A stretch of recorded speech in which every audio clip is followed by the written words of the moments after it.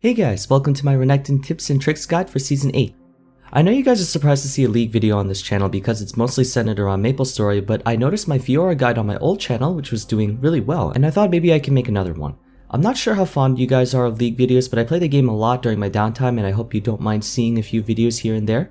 Today I'm going to talk about some good combos and tips about Renekton that any prospective or current Renekton players might want to know about if you don't already.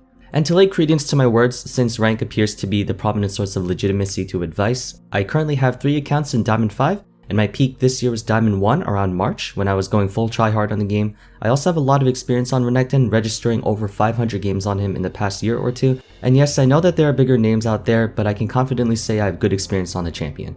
Renekton as a whole is a simple champion in his usability. His passive generates Fury with each attack or ability, and using an ability at over 50 Fury has stronger effects. His Q is an area attack that deals damage and heals him, his W is an auto attack resets stun ability, his E is a dash attack that hits all enemies in his way, and his ultimate grants him bonus health and fury along with the magic damage aura and passive fury regeneration. Pretty basic kit, but a powerful one at that.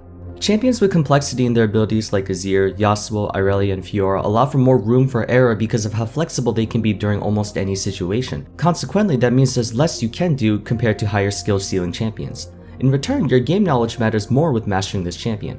Knowing when and who to engage is more essential than knowing how to engage.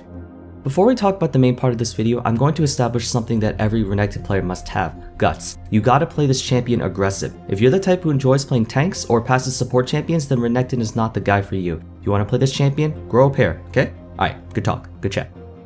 As I said earlier, Renekton's a very telegraphed champion. It's super easy to predict his engage. His abilities are really simple, but fortunately Renekton functions the same way as LeBlanc in that the order of your abilities are interchangeable. Good Renekton players will be conscientious about mixing up the order of their abilities to throw people off. If you use the same combo over and over again, then you'll become very predictable and easily lose to an adaptive player. Adjust your combos for any situation. Renekton's combos are pretty easy to execute once you get them ingrained into your muscle memory, but you have to know exactly what you're getting yourself into before you're engaged, because once you are in, you better hope your target gets blown to Kingdom Come, or else you're screwed. When using any of Renekton's combos, try to chain as many basic attacks as possible in between each ability for extra damage, kinda like how a Riven or Yasuo would link auto attacks in between each Q. The most elementary all-in combo for Renekton goes as follows. Open up with your E to close the distance, link a basic attack, then pop your W. During your W's animation, use Tiamat and your ultimate, auto attack again, Q, then use your second E. All of this should be executed within a 4-second time frame, which is very generous even with low attack speed. Unless you are absolutely positive that you'll be able to kill the target in that combo and escape alive, save your second E to dash out in case you're in a bad situation or if they're retreating under tower and you don't feel confident that you can continue chasing them. But if there is no surrounding danger present, then simply use the second part of your E to keep chasing the target in the direction they are running to. Depending on your initial distance from your target, you may need to flash in order to start the combo, which is fine. Make sure that once you commit, you know exactly what you're getting yourself into. Now that's the basic all-in combo, but there's just one problem. You use only 2 empowered abilities, an empowered W and an empowered Q. There's a way to use all 3 empowered abilities in one combo. This works similarly to the first combo I talked about. You want to open up with your E, auto attack, empowered W, Tiamat and ultimate, auto attack again, then instead of using your Q, you want to use the second part of your E, which is now empowered. The reason why you don't want to use Q first is because then you won't be able to use 3 empowered abilities, and here's why. When popping your ultimate, you passively generate Fury for a total of 75 extra Fury over the duration, and if you keep chaining auto attacks, you'll be able to get at least another empowered ability very quickly.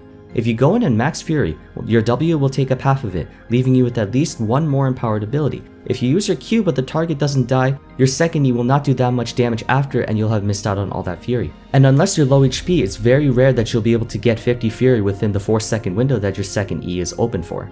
Instead, if you were to use your second E to receive the empowered effect, it would do bonus damage and shred your target's armor, making your basic attacks and Q to deal more damage. Keep chasing down your opponent with basic attacks until you generate 50 Fury once more, then use your empowered Q to finish them off. This combo allows you to use all 3 of your abilities empowered for huge amounts of damage. Of course, if you're confident that you can burst the target with your Q right away, then by all means. If the target is extremely far away and you have something nearby that you can dash through to unlock your second dash, try this out. E, flash E, auto attack, W and Tiamat and ultimate, auto attack again, then Q. You lose out on the first E's damage, but that doesn't do too much anyway, and you can still get 3 empowered abilities down if you use it properly. Just like LeBlanc, there are a plethora of combinations and permutations for Renekton's abilities, and good players will know which particular order is beneficial for whatever situation they're in. But with Renekton, it's mostly a case of muscle memory and quick thinking. You want to train yourself to be able to change your sequence mid-execution to be as flexible as possible. Treat Renekton's abilities as rock, paper, scissors. It's all about mix-ups and counter logic. Even though he has a point-and-click stun, he's not like Syndra who can just press her R button and instantly one-shot a target. Renekton can easily be counterplayed, and a good opponent will try to outsmart you by predicting what order you're going to use your abilities in order to mount a counterattack or to escape. So that's my rant on combos. I'm just going to list a few tips for Renekton that may be helpful to you guys, and we'll end off the video. Renekton almost exclusively takes Conquer or Press the Attack, unless your name is Uncle Jamal. Press the Attack is superior to Conquer for the laning phase if your enemy laner is not building armor, because he can easily get 3 auto attacks in since his W counts as 2 or 3 autos depending on if it's empowered, plus the exposure debuff amps up his other attacks for extra damage. I personally like Conquer more than Press the Attack for late game and team fighting since you have to activate PTA on each target separately, and also because Conquer's true damage bonus outscales PTA's exposure damage, even if you're targeting squishy targets like ADCs or AP mid laners, since most champions have about 100 base armor late game, more so if they take Tabby's, Zhonya's, or Guardian's Angel. It's up to you depending on your confidence. When in doubt, take Conqueror since it keeps Renekton from falling off too hard, but if you're up against a laner who Renekton absolutely destroys like Fiora, Jace, or Riven, then take PTA. But I do not recommend PTA for new Renekton players because it has a higher skill curve for application. Although the one thing that Press the Attack does have over Conqueror in any situation is that Press the Attack is instantaneous. You don't have to wait 4 seconds to load up the ability as you would Conqueror. One thing a lot of players don't know about Renekton, even Diamond players, is that Renekton doesn't care how low his HP is. When engaging on Renekton, you want to check his Fury bar instead of his health bar. I've had so many experiences where I had less than a quarter of my HP remaining, and a jungler comes running towards me at full health, and then I flash and blow all of my abilities and insta-kill them outright. Renekton's a burst champion, and burst champions don't care about their health at all. They only care about 2 things, their resource bar and their cooldowns.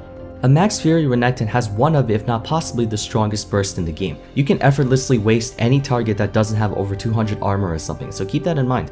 Don't immediately run away if your HP is low and you see a full health enemy champion coming towards you. Check your cooldowns in your Fury bar, and if you run the numbers fast enough, then try turning around and killing them. Last point I want to cover is never build tank on Renekton, ever. I don't care if you're 0 and 10, tank Renekton is infinitely more useless than damage Renekton. You want to build bruiser items such as Sterak's, Black Cleaver, Guardian's Angel, Titanic Hydra, Maul Malmortius, but never build tank items like Deadman's Plate or Spared Visage. The only time I find it appropriate is if the enemy team has a lot of poke damage, in which case build like an adaptive helm or something. Even when behind, Renekton's base damage and burst combo is deceptively powerful against squishies. If you reach late game on Renekton, don't worry, he does fall off, but he can still do a lot in teamfights. The best case scenario in late game is to try to assassinate the AD carry or some priority target. Renekton has 2 dashes to close the distance between him and an enemy carry, and if the support isn't fast or smart enough to peel your engage, you can do some serious work on an enemy Syndra, Xerath, Caitlyn, Jinx, etc. That goes for any champion that falls off late game, honestly. If you're playing Pantheon, Lee Sin, Renekton, or some champion that sucks late game, a 1-for-1 is always worth it because chances are the person you killed is more valuable than you are. While he's got a really low skill floor and is easy to play, Renekton can be very rewarding in the hands of a good player.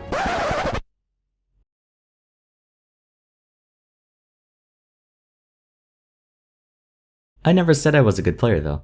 You really don't see too many of him in Challenger, but up until around Master, if you're good at him, he can definitely do you a lot of good if you put the time in, and he's also really fun to play. I enjoy champions who pressure early game really hard and can do a lot of plays mid game. If you get a lead in laning phase and transition into mid game, you can 1v3 or even 1v4 as Renekton if you're fed enough.